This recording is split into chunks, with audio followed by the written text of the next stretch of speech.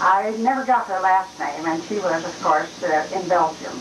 No, we can do this. Couldn't have been out here. She was a close friend of the family at the time. I can't remember seeing her as a child. All I know is that's her picture. Okay, next.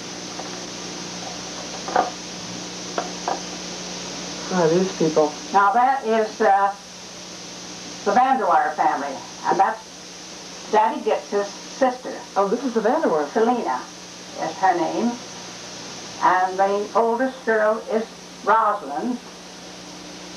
The girl that she's holding is Louise. Oh, wait a minute, I'm sorry. So, the one that the father's holding is Louise, and the one she's in her arms is Florence. All girls. All girls. They had a boy, but he died.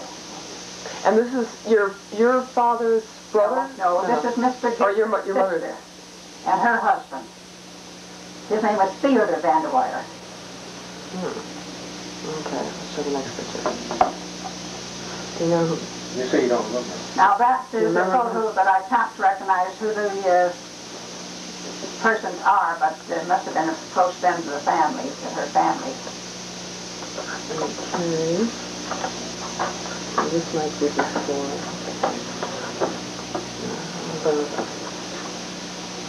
This one. And this is a picture of myself taken when I was somewhere about 18 years of age. And the locket I'm wearing is a gift of my godfather. Marshall was his name, and DeSplinter was his last name. It wasn't either. That was some friend he knew. What his last name was. Aunt Lena would know. I'll get that from her. Okay, and you said that these people were... This is the woman that you knew when you worked? And that's the girl in the center of this group picture is Helen Wheeler, my very close and dear friend, who passed away a number of years ago with her two sisters. Marjorie is on the right, on the left looking at the picture, and the other is Frances.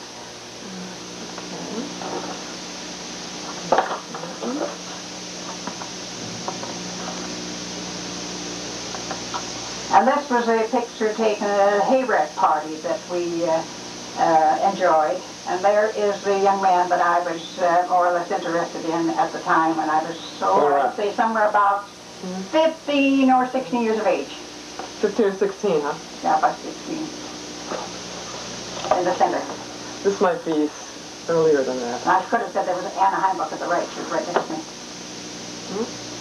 This is another picture, and again I am taken there in the front there with the same young man, and this was another hayrack party we enjoyed. Where's that a hat you had on it? Is that your... Yeah, Which one's yours? I had his hat on. This must be Graham right here. Yeah, right here. Yeah. Looks like Sabra. And the next one is Emma. She's there with her boyfriend to the right. Right to the right. No, to the right. If you look at the picture there. With another hat on. That's Emma, yes, and she has George's hat on.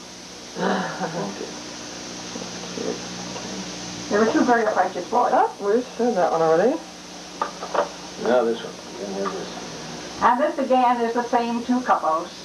George Bagley, Emma Neubauer. This is George Matthew Bagley. Now, which one's George Bagley? That's George Bagley. Yeah. And Emma Neubauer is his girlfriend. Yeah. And I am next. Matilda Heynen, and that is Matt Dieter. D-E-I-T-R. Hold that. I want to get a full view of that car. You see the crank at the bottom? Yeah. Now, what year? You have any idea of what year that was taken? All right, take 16 away from 87. What did he get? What did he come up with? 1981. No, 16 from 87 gives you 71. 71. What's the 1871? What's the writing on the bottom? No, I was around 1895. Must be later than that. Yeah. Okay. Next. That must have been the first year that Ford had a car. Then the car was somewhere about that time, because that was the first car was out. Oh, Grandma, what's this one?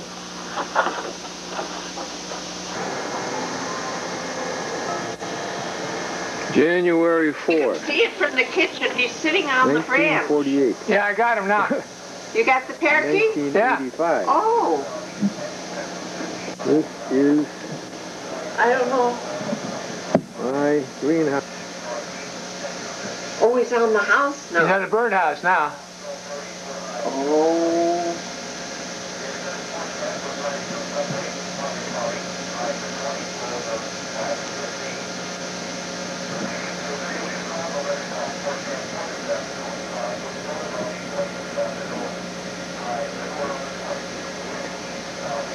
Let's see what happened. I'm taking a picture now. Oh, Here, find oh him. my gosh, I can't get Over this. here. Look at the light bulb and then go from there. The birdhouse. Yeah.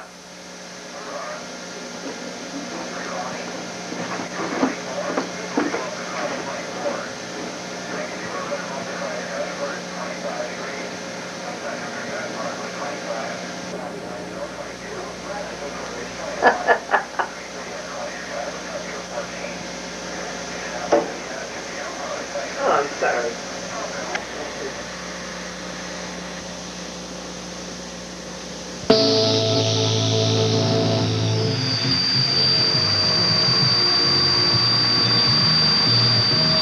Anytime can be beautiful with the music of FM 100. Germany is wonderful.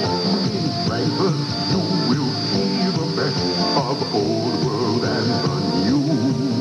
From the river Main. About to sprout.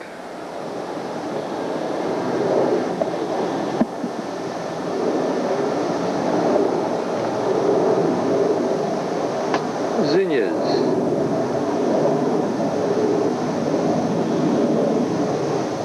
Where are they? There they are.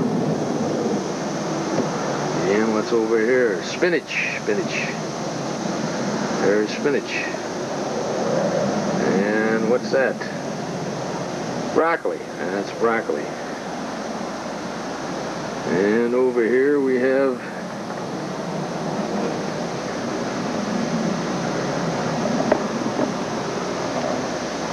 lettuce.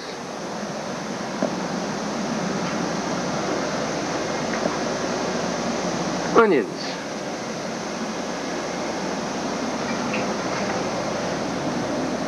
Pansies. Around temperatures now about 60, well, about 55. Air temperature is about 19. What's this? Oh, hyssop. These are my herbs. Anzie, where are you? Oh, isn't coming up yet. Orango. Where's the Orango? I'm coming. Oh yeah, there we are. Orango. Oh, battery's running out. And what else we got here? A weed coming right up through the rug. That's surrounded by lettuce. Hey.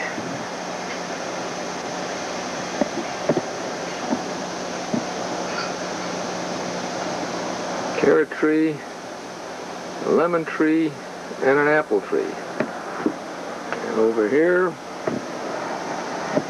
we are preparing for the onslaught of petunias. This is what's called a vertical garden. Not petunias, cucumbers and tomatoes. And over here, zinnias.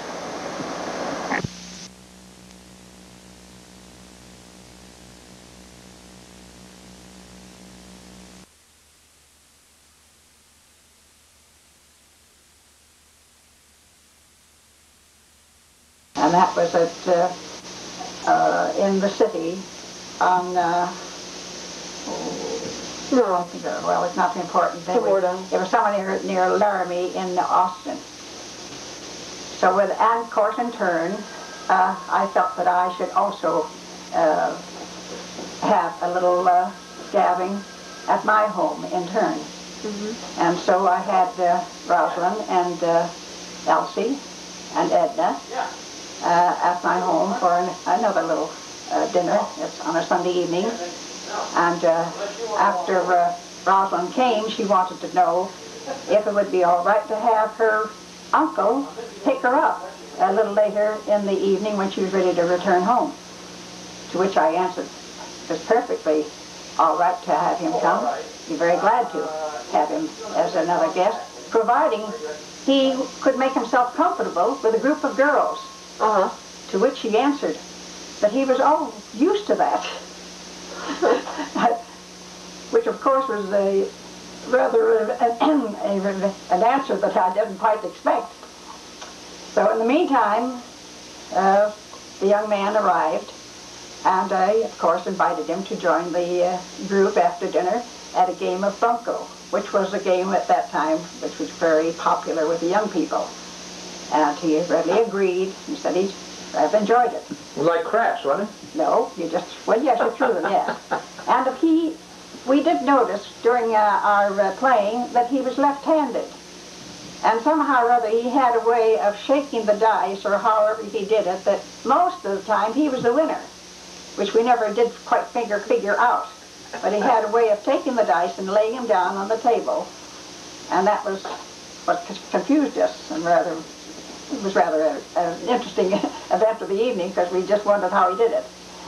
In the meantime, somehow or other, a little blustery wind blew up, and he, having arrived in a Dodge car which had curtains on it for inclement weather, he said, "Oh, I think I'd better go up and put the curtains on the car."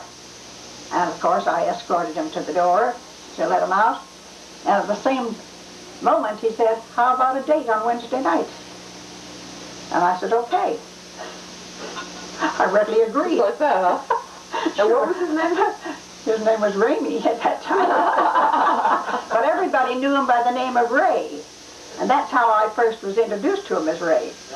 Ray, huh? Yeah, Ray, R-A-Y. That's what well, the R-E, I suppose they made a long A, you know, in French. Ray, you know, but he spelled it R-A-Y. And he did sign some of his correspondence that way, whatever, if it was, you know, familiar with anybody, he would sign a Ray. He wouldn't sign a Ramey. And how old was he at that time? He was about 29 years of age. And, of course, at that time, I didn't question age. I was just interested in the young man. But you were 8, 9, 20.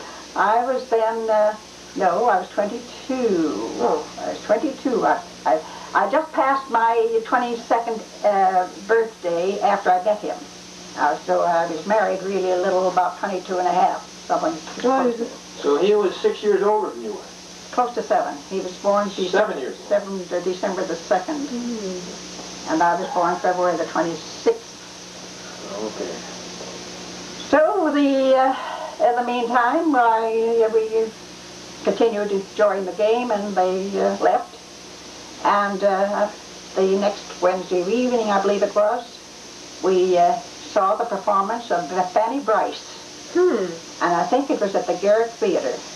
And I can still see her in her acts. And it seemed that she didn't go through a continuous, she had several scenes, and she acted in these different scenes on the stage. One scene was removed and another took place, and she participated as that actress in that particular scene. Now, did you double date, or was it... No, that was a single date, just him and I. Yeah, okay. Don't ask me if we went out to dinner. I can't remember that we did. That part wasn't so important, I guess. Well... What time did you have to get home in those days? I don't remember either. All I know is that we went to the theater and got home, and more than that is maybe it was too interesting. I don't know. So you didn't have any curfew? No. We must have got home in a reasonable time, because I was never called down for anything that I know of. What was Grandpa like then? Was he funny? He was, yes, he was. He had little quirks. He would say something, and it wouldn't always be true. That sounds like you. He was great at sort of fabricating, and when he would meet his sister, who was a nun, he would say things, and she would say, "Oh, I don't know whether I want to believe you or not. You never tell the truth." course, he would get a big laugh out of that. He really enjoyed teasing her. So anyway, after that, why, he would call me and, of course, arrange an appointment, or a date, rather. And it happened, I think, a couple of times he called me, but it was a Friday night, a Friday evening affair. And in those days, we just figured when you got an appointment or a date on a Friday evening, that was what I wouldn't call his name. It was Darky's night.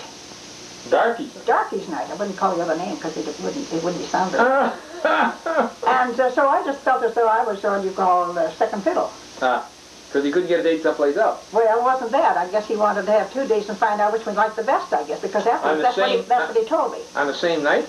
No. Maybe he went out with the other girl the Saturday night. That's what I assumed. Oh, I see. Saturday night was a big night. That's right, always was. Wednesdays and Saturday nights. Yeah. Friday was out. Yeah. And so in the meantime, it was Valentine's Day. I met him, I met him on November the 11th on, what's called? Valentine's Day? No. November would be... Do we have any pictures of Dad in... That's what they call it. There's another name to give that November the 11th. You don't tell me I lost my mind. Halloween? Oh, a lot of it worse than I am. Cut. What do you want to... do you have any pictures of Dad at this time? No. You sure? Yeah, there must be. Oh, there's a name they gave that when they were victorious nights, you know, that was the date that we had to... No. Huh? Do you have any pictures of Dad when Armistice Day. Right. November 11th. Victorious Day. Do you have any pictures of Dad at this time? When you met him, what did he look like? Well, you've got the 5 brothers there. That's the only picture I have of him at that time. Is that the only one you got? That's the only one I have of him when he was at that age. Have you got this on the home? Yeah. All right, is that the only picture that exists that you know of at that time? Until we were married. Okay. Harry Peterman gave me those. The wedding picture. You know that? Yeah. Harry Peterman gave me that picture. He did, huh? He dug it out of his carpenter's locker in the back of Gits Brothers Manufacturing. Well, I know that Sister Helen gave me a bunch of pictures, and I don't know what happened to those pictures when we came from the convent. Remember when she was buried? Is this still on? Yeah. Well, that was the bunch of pictures that she gave me, or rather, group of pictures, rather. Well, we got to get this. And I thought that picture was in that group of pictures that you... No, I got that from Harry Peterman. Well, I don't But we got to get that in this scene, because that's Dad when you met him, right? Yeah, but we can always put those in one grouping like we did with the other ones. Let Grandma finish the story. All right, go ahead. I can't tell you where I would find that now, right now, unless I upset the whole... But it isn't in this group here. No, there's another bunch of pictures I have upstairs, and I have a bunch of pictures down here, but you'll have to... Okay. So anyway, you started out and Dad dated you and took you to the... to the party on Armistice Day. No, wait a minute. Yes, it was Armistice Day, but I had... I'm all wrong. No, Rosalind had a party at their house. That was it. That was not Armistice Day. She had a party for boys and girls. Yeah. Then she called me up after that and wanted to know, after she'd been at my house, then she called up and wanted to know if I would like to come to a party. And this was on Armistice Day, November 11th. And which I, at the time I asked her, was it necessary to have an escort? And of course I wasn't dating anybody at that time. And she said, not necessarily. And I said, well, if I need to have one, I can get somebody. And she said, well, you just do as you, if you want to, all right. So I had occasion to meet a young man, I think it was a church party we had, and his name was, first name, his last name was Haas, so he was a German. And I called him. He was a very good-looking blonde boy, and he consented. He'd be very happy to escort me to this party. So we arrived. Now, you called him for a date? I called him to escort me to this party. Ooh, okay. In between the time you had already met. That was all right. I needed an escort, and I knew the young man, and I asked him if he'd like to escort me. I didn't make a date. I just asked him if he'd escort me. Okay. And he said he was very happy to. Very good. So that was it. It was very done in a very respectful manner. All right. Just I'm interested in the social amenities and how they took place in those days. So far, I think we did wonderful. All right, keep going. And so we went to the party, and when we arrived at Rosalind's house, why, there was quite a number of young people there, and we sat there for a little while, and I can still see myself sitting on a piano bench with my hands back like this, and I had a dress on that I had made myself. And I don't know whether that attracted the young man or not, but it was blue and black taffeta, big stripes of blue and navy blue and taffeta, and it had chiffon sleeves.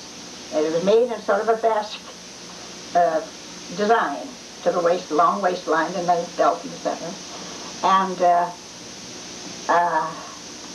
if I remember right, it had a white collar, a cowl collar, which later on became very popular, with the opening in the back, and then there were two tassels on the back of this white collar that turned over in the top.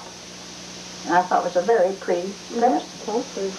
And everybody was saying, well, who are we waiting for? And they said, oh, we're waiting for Ray. And I thought to myself, Ray?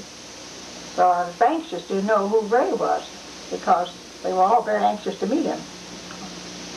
Finally, a tall, very custom-tailored young man arrived with a coat, which was the style at that time, with a velvet collar, and over his arm he had a automobile blanket, plaid automobile blanket. And all the young people said, well, what are you carrying that blanket for? And he says, well, I've had so many stolen out of the car before, and this one, he says, they're not going to get. So that was the first, how many first times did you meet him? Well, now that was the first time I met him at Rosalind's house. Oh, the second time was at that party, when he came over to your house. Oh, that was, yeah, this was the second time. The first time he was at my house, but this was the second time, but I still didn't know. Didn't know who he was? No, I didn't know anybody, that they were so anxiously looking forward to. And I might have a story twisted, but don't let's worry about that. No. So, then, of course, the game started. The girls got the tables all set, and each one had their foursome assigned. And he was at one table, and of course I was another with three other partners.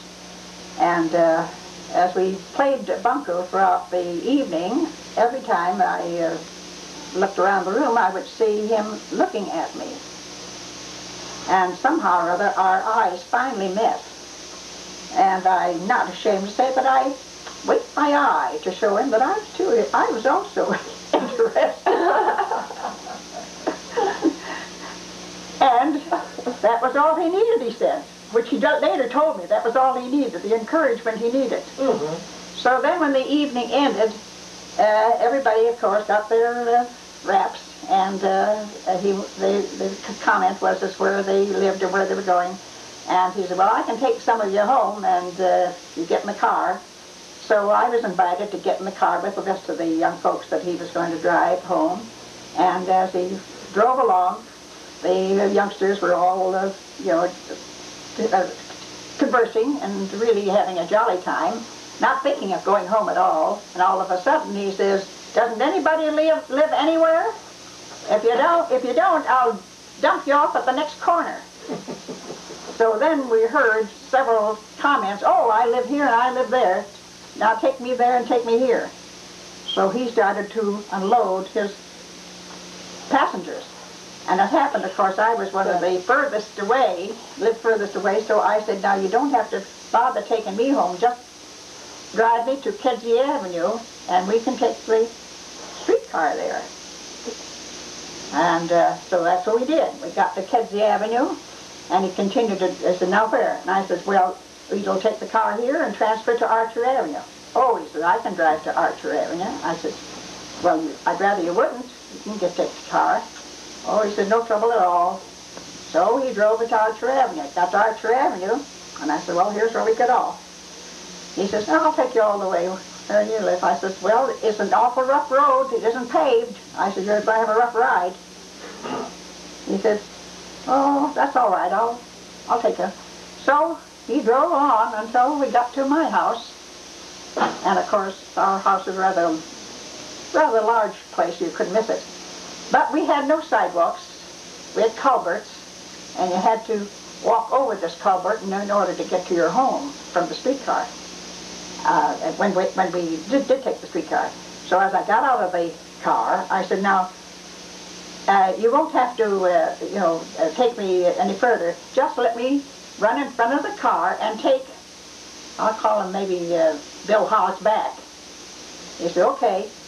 Take who back? Bill Haas. I'll call him Bill. I don't know what his first name was. His last name was Haas. That was the young man that was escorting me. He came all the way home with me. Oh, I came in the see. car. Yeah, I get it. Okay. He was still my escort. You said it, yeah, well, okay. Yeah. Mhm. So. That was a date you had. So, yeah, impromptu like. Yeah. And so, of course, I ran in front of the car, and I went to the house. My mother always had a little lamp in the house, one of these little night lights. Yeah. And the last one that was in would turn this light out. So How'd you know you were the last one? So, well, I guess I was the only one at home at that time. Oh. But she would have a light in that window, and of course, Yeah. when I got home, then I would turn out that light. But that would be it was a window that was going up the stairs, and that was our night light. Everybody had that same. So you could see the stairs. Well, no, so you could see your house because there was no lights. Oh, I see. No street lights or anything No else. street lights. It was dark as Hades. So you could, and this house stood by itself. And if you missed the walk, you went into the culvert. And that did happen to one of the men that we knew about. And how long did he lay A there? bachelor friend, and we also had a horse, a bronco horse, that fell into that culvert. Now the culvert carried. You didn't have sewers at the time, right? No. So the No. culvert carried all the sewage water. That's right. Yeah. Okay. But we didn't have that much sewage because we were very Yeah. conservative people. Right. Now, well, that was it. He took me home, of course. The young man was back with him. I said, well, you can take so back. Take what? I said, you can take him back. You mean your boyfriend? Yeah. I didn't want any trouble to have him come in, so I wasn't interested in any further than that. Well, I never saw him again either. He wasn't interested in me either. Well, thank God for that. So the next thing was I got a call then the next week. And that was, of course, the first assistant. That was the first date that then, of course, I had that date then. That's when you went to the movie theater. I went to the theater, not the movie, but the theater. Yeah. The legitimate theater. And, well, then it was Valentine's Day, and of course I went to work at this Hartman printing company. And all the girls, there was several girls in the office, and they were talking about the Valentines they got. One got a box of candy, and the other one got something else, and I did not get anything, and I really felt a little bit squeamish about it. And I thought, oh, and so he was just, I didn't know whether I was particularly interested in somebody like that didn't remember me. But my birthday then was February the 26th. And of course, in the meantime, we did have other, I'll go ahead with my story. Yeah. Oh, he did make another date with me then. And well, I don't know where we went to at that time, but we must have gone to maybe some movie of some kind. If they were in vogue at that time, I forgot now. And as I got in the car and sat down, I looked down the floor and I saw a lot of little candy hearts. And it said, "Kiss me, Kate," and "I love you," and "You love me." And I said, "Oh, somebody has been to a party." He says, "How do you know?" He gave himself away. And I said, "Well, I'm not blind. I can see the candy hearts that you got at the party on the floor here." And he laughed. So later on, I don't know whether he told me that night or not, but he did tell me at one time, says, "Well, I thought I'd make one more stab at a party and see as to whether you were the girl for me or if there was anybody else I would find to be any better than you, and I made up my mind that you were the one." So, now, what was the year that we did right now? What year are we in? Is this 19...